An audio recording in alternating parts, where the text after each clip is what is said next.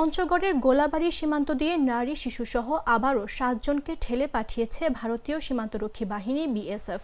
শুক্রবার ভোরে সদর উপজেলার অমরখানা ইউনিয়নের সীমান্তের মেইন পিলার 743 এর ১ নম্বর সাব পিলার এলাকা দিয়ে তাদের বাংলাদেশে ঠেলে পাঠায় ৪৬ বিএসএফ ব্যাটালিয়নের বালাচান ক্যাম্পের সদস্যরা। তাদের মধ্যে ৩ নারী, ২ পুরুষ ও ২ শিশু রয়েছে। সকালে বাংলাদেশের অভ্যন্তরে নীলফামারী ৫৬ বিজিবি ব্যাটালিয়নের অমরখানা ক্যাম্পের টহল দল তাদের আটক করে। সদর থানার সাব ইন্সপেক্টর আব্দুল কাইয়ুম বলেন, ঠেলে পাঠানো ৭ জনকে থানায় আনা হয়। তাদের উপজেলা নির্বাহী অফিসার মহোদয়ের তত্ত্বাবধানে পঞ্চগড় সদর ইউপি চেয়ারম্যানের হেফাজতে রাখা হবে।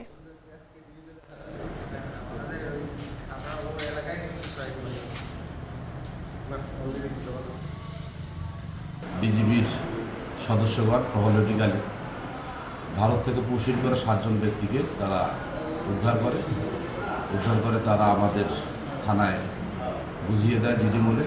আমরা জিডিমূলে তাদের গ্রহণ করেছি এবং তাদের থাকার জন্য সদর উপজেলা নির্বাহী কর্মকর্তা মহোদয় সদর ইউনিয়ন পরিষদে তাদের থাকার ব্যবস্থা করেছে। আপাতত সেখানেই থাকবে।